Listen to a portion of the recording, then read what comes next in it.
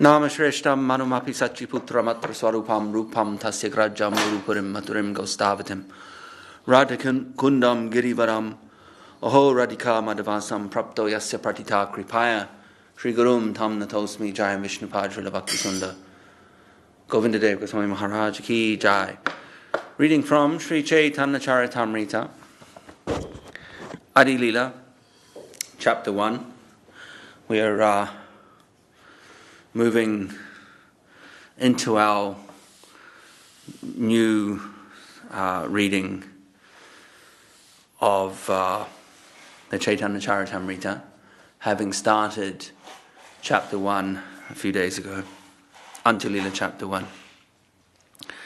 And we have been through the first 14 verses, which comprise the Mangalacharana, or auspicious invocation of the Sri Chaitanya Charitamrita.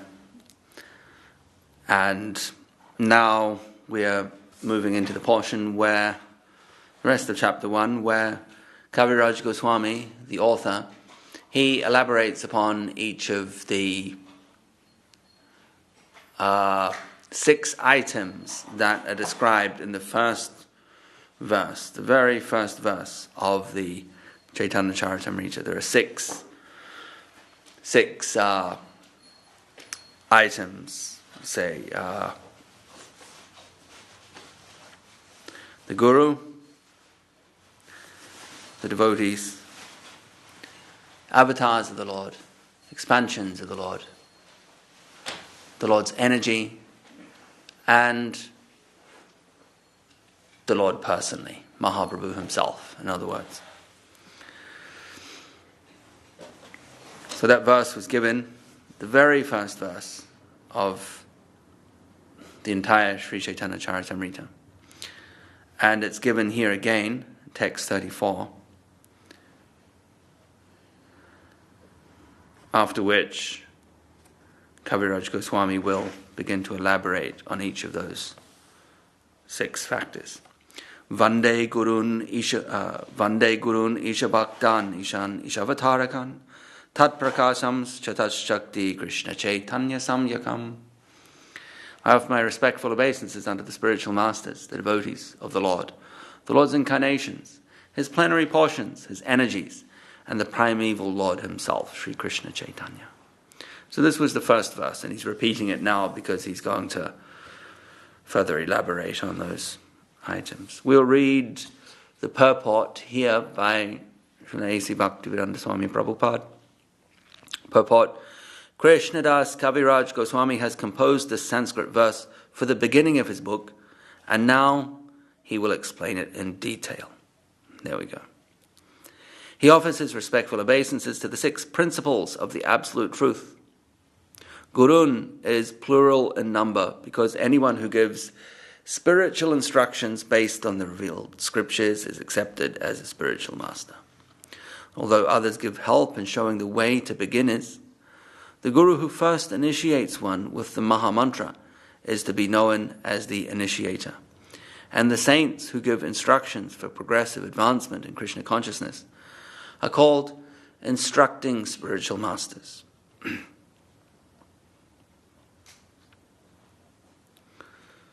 So, although it doesn't seem that Prabhupada mentions the Sanskrit here, the first Guru mentioned, which is the one who gives help in showing the way to beginners, is known as Vartma Pradashaka Guru. And as Prabhupada says, the Guru who first initiates one with the Maha Mantra, well, they're known as the Diksha Guru. And anyone who later gives instruction, spiritual instruction, they're known as Shiksha Gurus. So broadly speaking, Prabhupada has outlined the 3 categories of Guru: Vartma Pradashak, Diksha, and Shiksha. He hasn't used the Sanskrit terminology.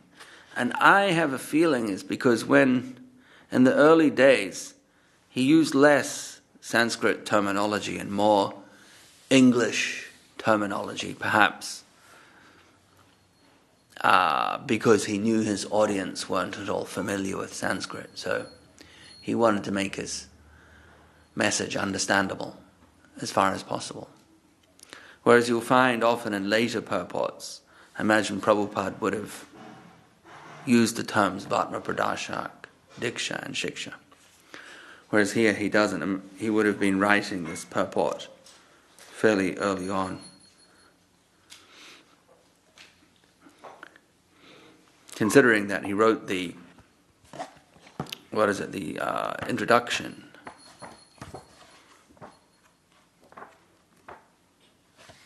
Does he give a date for that?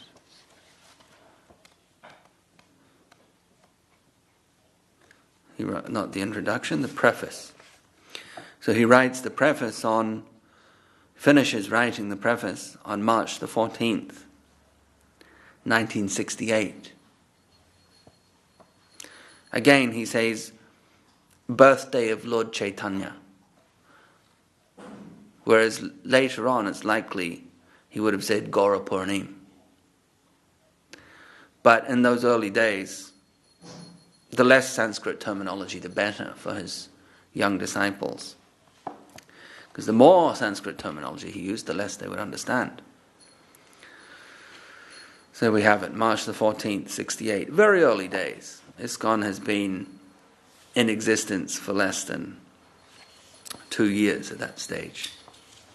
So around this time, he's writing these purports. And so instead of saying Vatma Pradashak, Diksha, Shiksha, he's explaining the function in English terms. The initiating and instructing spiritual masters are equal and identical manifestations of Krishna, although they have different dealings. Their function is to guide the conditioned souls back home, back to Godhead. Therefore, Krishnadas Kaviraj Goswami accepted Nityananda Prabhu and the 6 Goswamis in the category of Guru. Isha Bhaktan refers to the devotees of the Lord like Srivas and all other such followers who are the energy of the Lord and are qualitatively non-different from him.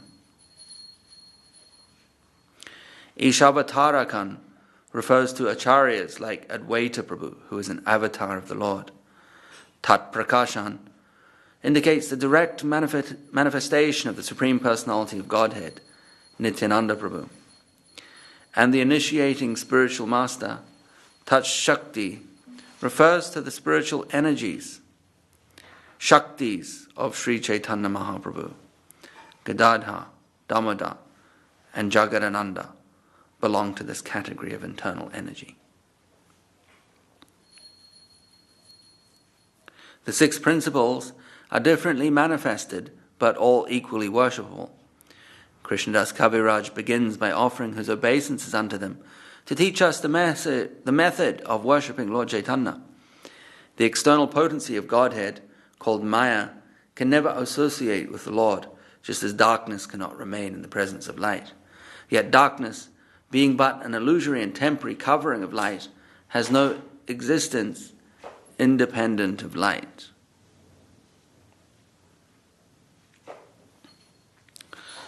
There you have it. Vande Gurun, Isha Bhaktan, Isham Ishavatarakan, Tat Prakashams, Chatas Shakti, Krishna Chaitanya Samyakam. The 6 principles.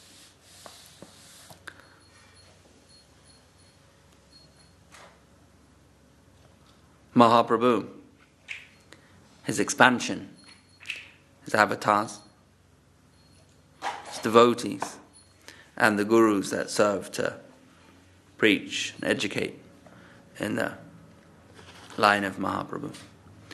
Mantra Guru Arayata Shiksha Guru Gana Tanhara Charana Age Kariye Vandana.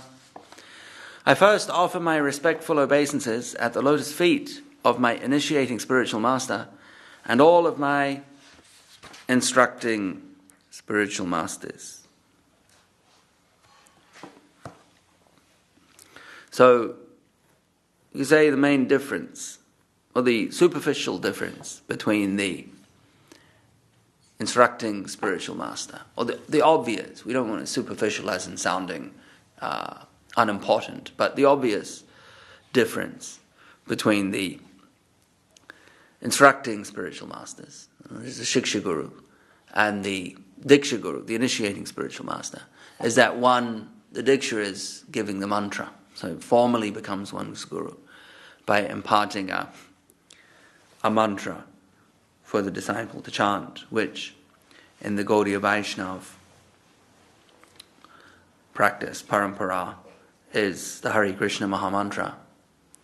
And then, actually our initiations are split into two, which is a little peculiar actually, but that's the way it's done.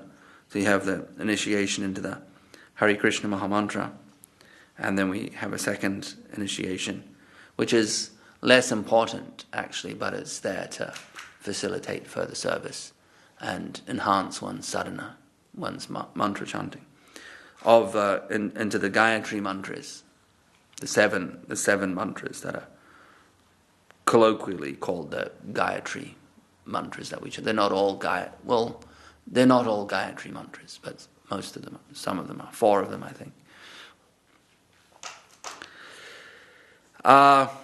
So that's the obvious difference, is that the Diksha Guru conducts a formal initiation, imparting a mantra to the disciple and asking them to regularly practice it. So the Shiksha Guru does not conduct such a formal initiation.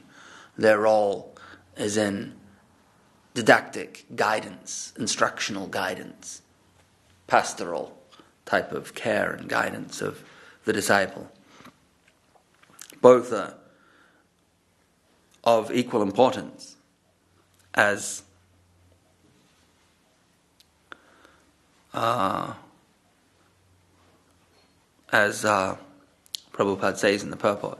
The initiating and instructing spiritual masters are equal and identical manifestations of Krishna, although they have different dealings. The function is the same. Their function is to guide the conditioned souls back home, back to Godhead.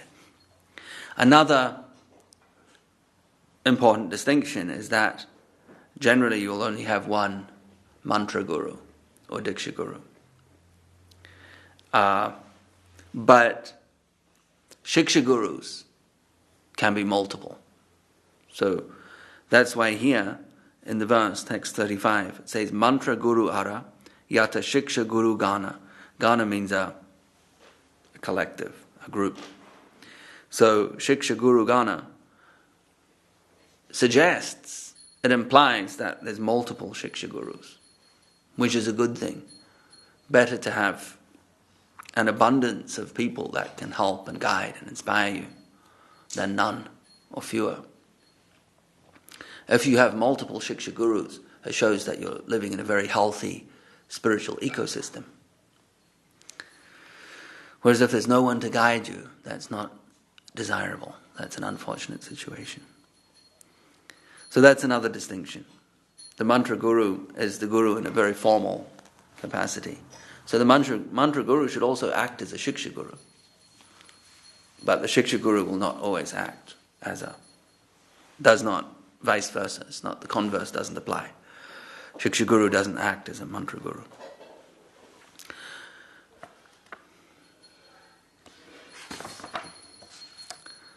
I first offer my respectful obeisances at the lotus feet of my initiating spiritual master and all my instructing spiritual masters. Let us read the purports. I like these early purports by Srila Prabhupada. I especially like the earlier ones. Purport. Srila Jiva Goswami in his thesis Bhakti Sandarbha has stated that uncontaminated devotional service is the objective of pure Vaishnavas, and that one has to execute such service in the association of other devotees. By associating with devotees of Lord Krishna, one develops a sense of Krishna consciousness, and thus becomes inclined towards the loving service of the Lord. This is the process of approaching the Supreme Lord by gradual appreciation in devotional service. If one desires unalloyed devotional service, One must associate with devotees of Sri Krishna, for by such association only can a conditioned soul achieve a taste for transcendental love, and thus revive his eternal relation with Godhead in a specific manifestation in terms of the specific transcendental mallow, rasa, that one has eternally inherent in him. If one develops love for Krishna by Krishna conscious activities, one can know the supreme absolute truth. But he who tries to understand God simply by logical arguments will not succeed, nor will he get a taste for unalloyed devotion. The secret is that one must submissively listen to those who know perfectly the science of God, and one must begin the mode of service regulated by the preceptor. A devotee already attracted by the name, form, qualities, etc. of the Supreme Lord may be directed to his specific manner of devotional service. He need not waste time in approaching the Lord through logic. The expert spiritual master knows well how to engage his disciples' energy in the transcendental loving service of the Lord. And thus he engages a devotee in a specific devotional service according to his special tendency. A devotee must have only one initiating spiritual master, because in the scriptures, acceptance of more than one is always forbidden. There is no limit, however, to the number of instructing spiritual masters one may accept. Generally, a spiritual master who constantly instructs a disciple in spiritual science becomes his initiating spiritual master later on. One should always remember that a person who is reluctant to accept a spiritual master and be initiated is sure to be baffled in his endeavor to go back to Godhead.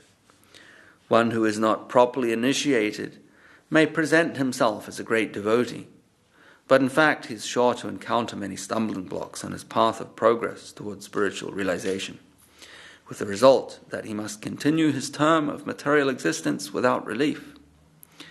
Such a helpless person is compared to a ship without a rudder, for such a ship can never reach its destination. It is imperative, therefore, that one accept a spiritual master, and if he at all desires to gain the favor of the Lord, the service of the spiritual master is essential. If there is no chance to serve the spiritual master directly, a devotee should serve him by remembering his instructions. There is no difference between the spiritual master's instructions and the spiritual master himself. In his absence, therefore, his words of direction should be the pride of the disciple. Now we have to keep in mind that Prabhupada here is an exemplar of the concept, the principle he is talking about. Keeping in mind the instruction of the spiritual master after the spiritual master has departed. So Prabhupada is not talking from a place of theory, he's talking from a place of experience, because he is living it as he is writing these words. He is living these words. There is no difference between the spiritual master's instructions and the master himself.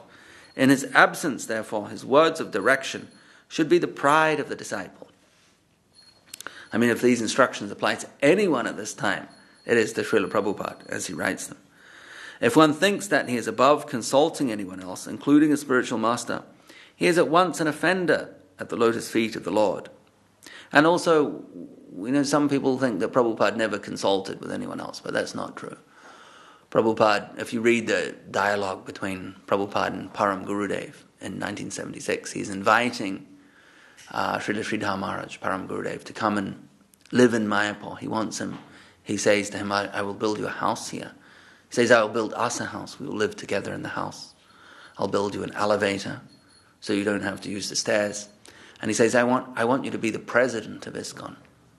Now we know what the president is. The president is the person who is the leader, the top, occupies the highest position in an organization. He's the leader of a country or a group or an entity of some kind. So, and then Prabhupada goes on to say more specifically in relation to this statement here that he says, I feel a great need of needing to consult someone. I don't really have anyone to consult at the moment. So, in other words, saying that I can consult you. And in other places he says, I consider him, i.e. Srila Sridhar Maharaj, my Shiksha Guru. So again, Prabhupada is exemplifying the instructions that he himself is writing down here. If one thinks that he is above consulting anyone else, including a spiritual master, he is at once an offender at the lotus feet of the Lord. Such an offender can never go back to Godhead. It is imperative that a serious person accept a bona fide spiritual master in terms of Shastra conjunctions.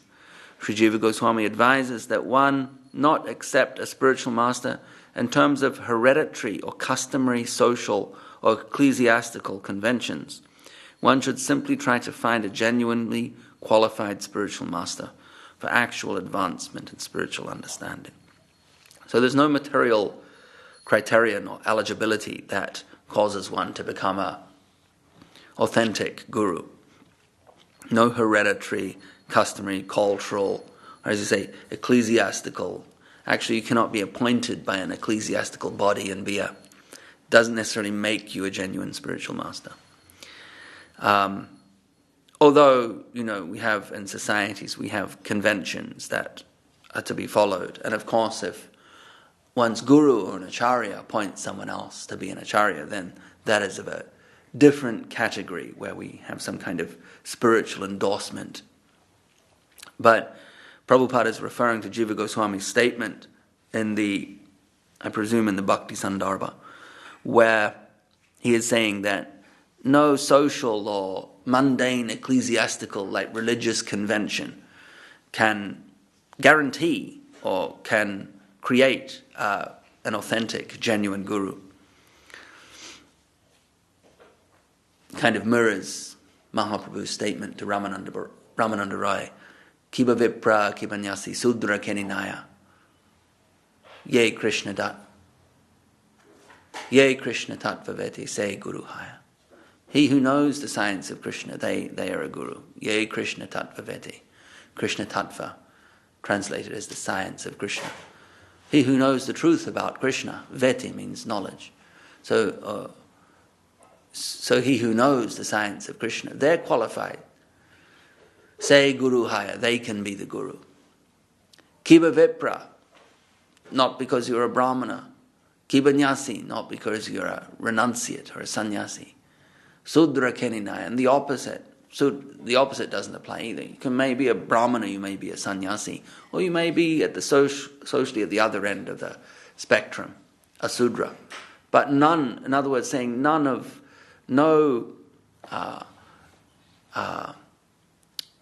social position, regardless of where it sits on the social spectrum, will qualify you to be a guru. But if you Krishna Tattvaveti, if you know the science of Krishna, then you're qualified to act as a teacher of that science.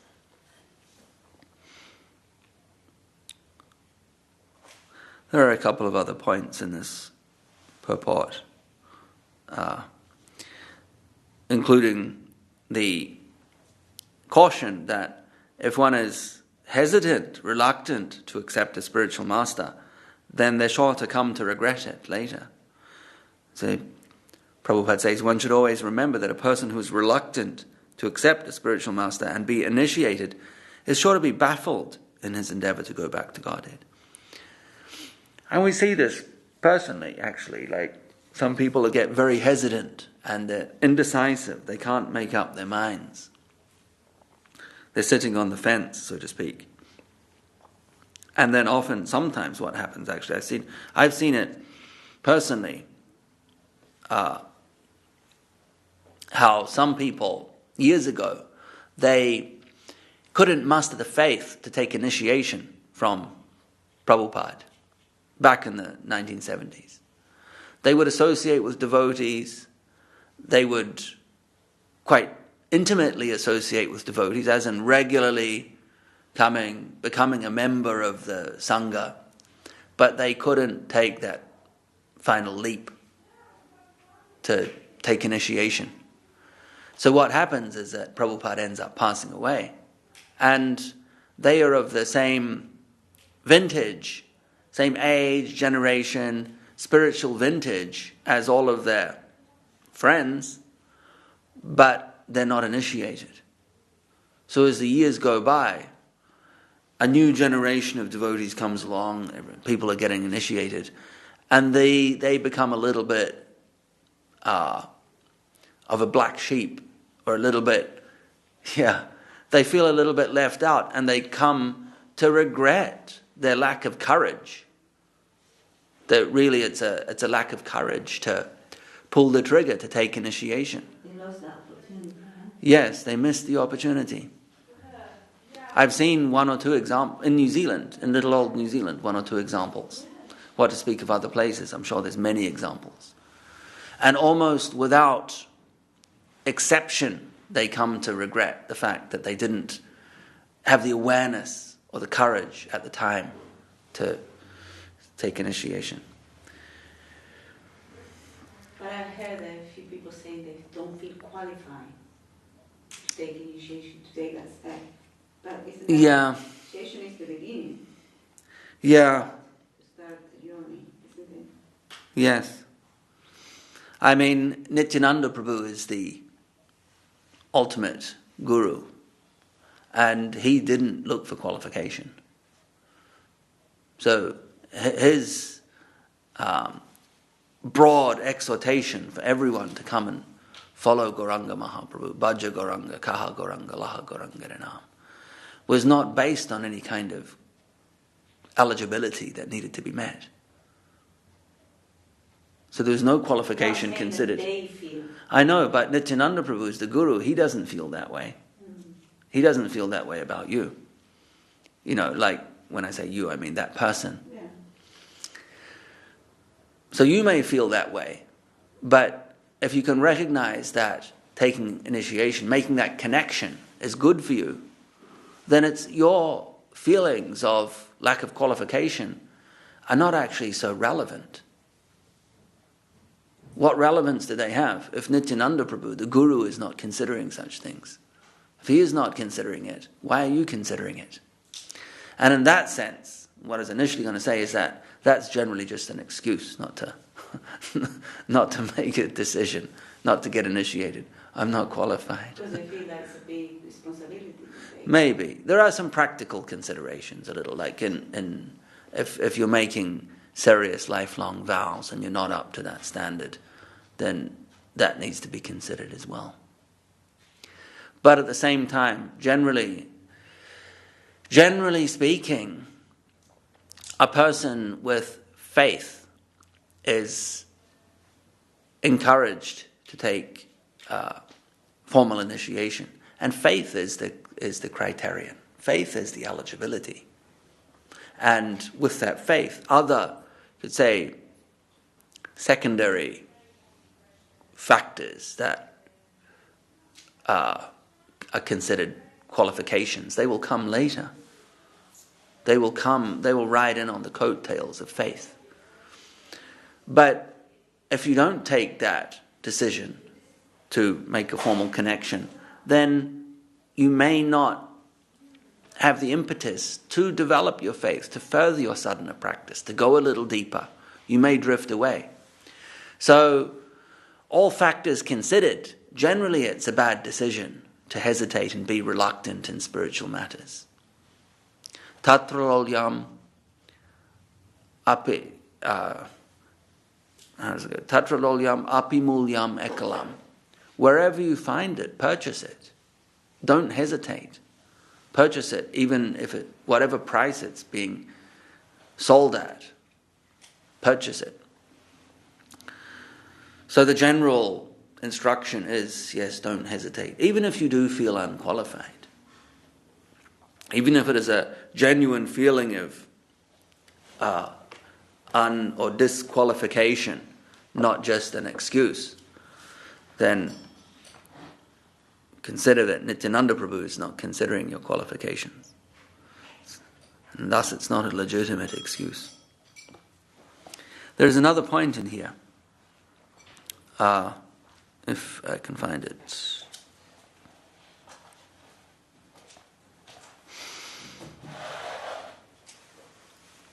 Yeah.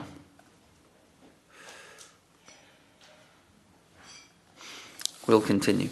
Text 36. Sri Rupa Sanatan Bhatta Raghunath, Sri Jiva Gopal Bhatta Das Raghunath. The instructing spiritual masters are Sri Rupa Goswami, Sri Sanatan Goswami, Sri Bhatta Raghunath, Sri Jiva Goswami, Sri Gopal Bhatta Goswami, and Srila Raghunath Das Goswami. Echai Guru Shiksha Guru Ye Amara Tan Sabara Pada Padme Koti Namaskara. These 6 are my instructing spiritual masters. And therefore I offer millions of respectful obeisances under their lotus feet. Shiksha Guru Ye Amara, my instructing spiritual masters, my Shiksha Gurus. Purport: by accepting the 6 Goswamis as his instructing spiritual masters, the author specifically makes it clear that one should not be recognized as a Gaudiya Vaishnav if he is not obedient to them. Of course, that's kind of axiomatic to those of us who understand how Mahaprabhu gave full charge of his sampradaya to Rupa Goswami, and thus, by extension, Sanatan Goswami, specifically to Rupa Goswami, but broadly to Rup Sanatan. You see, Raghunath Das, the other Goswamis, Sad Goswamis, Jiva Gopal Bhatta, Raghunath Das Goswami.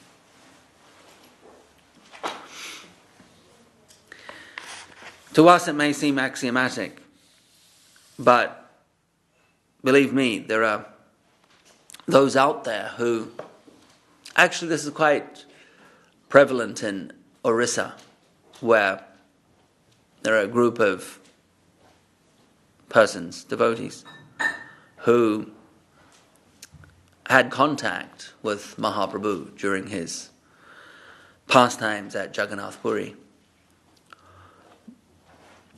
And they see their connection with Mahaprabhu as not through Rupa Goswami, but in other ways. Most of them are known as Atibadis. Atibadi, A-T-I-B-A-D-I, or B-A-R-I, Atibadi. Too good. Atibadi means too good. And they were defined by Bhaktivinoda Thakur as an upper sampradaya due to the misconceived connection or misconceived vision of Gauranga Mahaprabhu and his teachings. Jai Jai Sri Chaitanya Jai Nityananda Jai Advaita Chandra Jai Gaura Bhakta Vrinda. So reading from Devotional Treasure Chest by Srila Bhakti Rakshak Sridhar Dev Goswami Maharaj.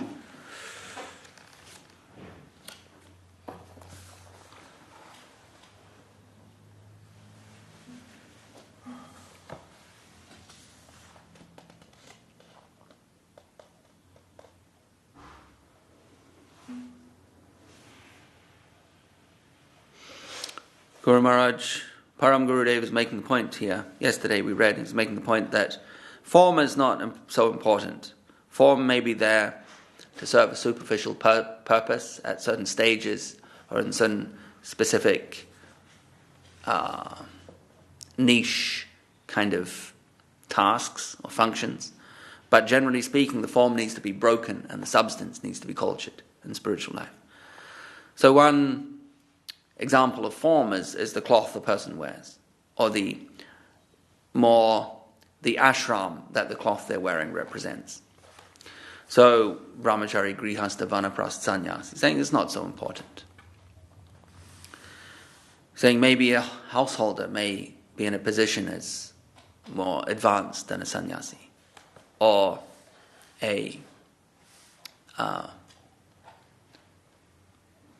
Essentially, the point being that these social positions, designations, they're not of so much importance. In fact, they're of zero importance at the end of the day. They're transitory designations. They can change like all other material phenomena. They're ephemeral and changeable. So Guru Maharaj is making the point that it's not so important. He gives the example of Harishchandra. Guru Maharaj says, his separation from Krishna was so intense that he couldn't sleep or take food. His separation was so intense that at night this is talking about, sorry. In the case of, I'll read the paragraph from the start to avoid confusion.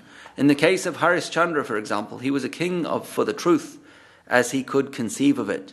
He left everything for the cause that he loved. So wholesale dedication, the internal hankering, the fire within is the real necessity. It may not be found in a sannyasi, but may be found in a grihastha, vanaprastha, brahmachari, or more, or anyone. We want the substance and not the form so much. The burning fire of separation from Krishna is the real wealth, just as with Sri Chaitanya Dev. His separation from Krishna was so intense that he couldn't sleep or take food. His separation was so intense that at night he tried to get out of the house, although it was all locked. He jumped the walls of the house, practically, unconsciously, fell in front of the Jagannath temple and fainted. What degree of separation is found in him? It is not possible for us to conceive the degree of feeling that was there. Sometimes he rubbed his face against the walls because he could not get out and go to his Lord. A Saki came and represented to Krishna the pain of separation which Radharani was feeling for him. Previously, she explains, a continuous flow of tears was found in her eyes. But it is not there anymore. Somehow, she has managed to distribute them to her friends. Now they are weeping like anything, but no trace of tears can be found in her. She had some temperature in her body, but that is also gone. She has transferred that to her intimate Sakis. Her attendants are now saying many things. Undesirable talks of mourning are found among her attendants. Previously, all these things were found in Srimati Radharani, but somehow she managed to leave them all with her friends. She had also been absorbed in deep thought. What will be her fate? She is thinking, maybe Krishna will never come again. He is doing this and that. So many thoughts were within her, but now we find no trace. Her superiors are burdened with these deep thoughts. Oh, the girl won't live. She will pass away very soon. What will be the fate of Braja? If she passes away, Krishna won't come here again. What little is left in her, we see in the form of hard breathing and a beating heart. But in a day or two, that will also disappear. Now, Krishna, you may remain happy here for your misdeed. Your misdeed is the cause of all these things, but she has managed to relieve you. No complaint will come against you anymore. Silently, she is passing away, keeping you safe while you remain here and enjoy with your own friends.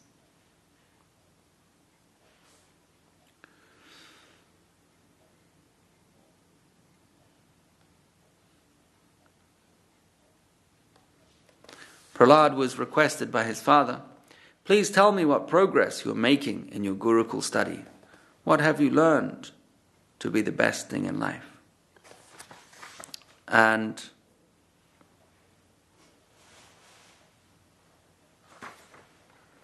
Prahlad replies, Shravanam Kirtanam Vishnu Smaranam Parasevanam Archanam Vandanam Dasyam Sakyam Atmani Vedanam Iti Pumsarpita Vishnu Bhaktis Chen Navalakshana. Prahlad answered, I think the best study is this, to hear, chant and serve all in relation to Vishnu. That is the best utility of time for everyone in the world. Tat Sadhumanye Suravarya Dehinam, Srimad Bhagavatam 755. This is what I consider to be the best thing I have learned. Prahlad's trouble began from here.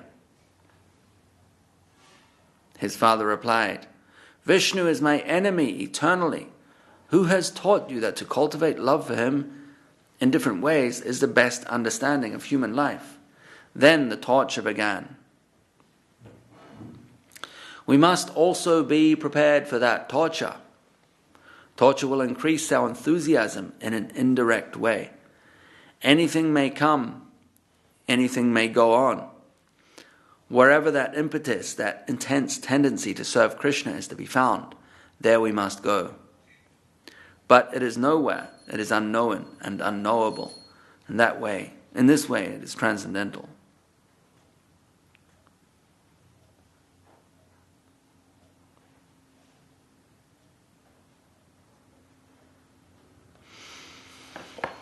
Jai Srila Bhakti Rakshak Sri Dhadev Goswami Maharaj Ki Jai, Srila Bhakti Sundar Govinda Dev Goswami Maharaj Ki Jai, Sri Gauranga Mahaprabhu Ki Jai.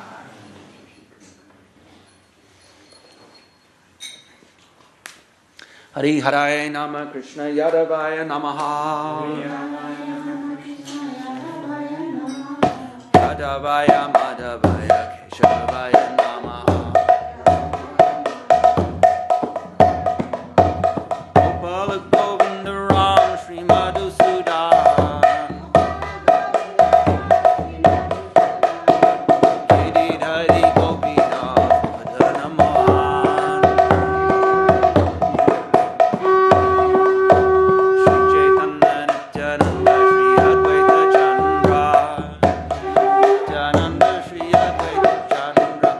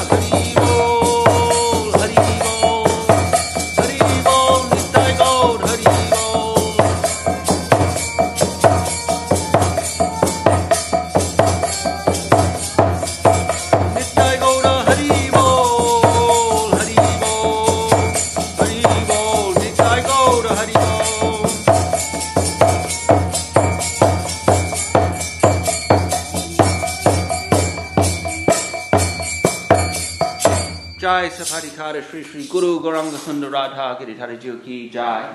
Jai Vishnupad Paramahansa Parivrajagacharya Varya Stotara Sata Shri Srimad Srila Bhakti Sundar Govinda Dev Goswami Maharaj Ki Jai. Jai Vishnupad Paramahansa Parivrajagacharya Varya Astotara Sata Shri Srimad Srila Bhakti Rakak Shri Dhadev Goswami Maharaj Ki Jai. Jai Vishnupad Paramahansa Parivrajagacharya Varya Astotara Sata Shri Srimad Bhagavan Srila Bhakti Siddhanta Saraswati Thakur Prabhupada Ki Jai. Shri Rupanuga Guru Varga Ki Jai. Namacharya Srila Haridas Thakur Ki Jai. Jai Vishnupad Srila A.C. Bhakti Vedanta Swami Maharaj Prabhupada Ki Jai. Samaveda Vaishnav Mandala Ki Jai. Samaveda Bhakta Brinda Ki Jai. Sri Chaitanya Saraswat Mat Ki Jai. Sri Chaitanya Saraswat Mat West London Ki Jai. Sri Harinam Sankirtan Ki Jai. Nitai Go Premanandi Hari Hari Hari Bo. Devananda Prabhu Ki Jai.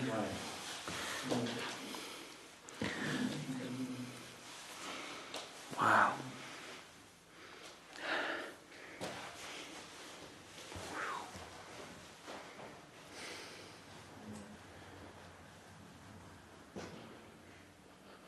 Wow, these roses just so nice.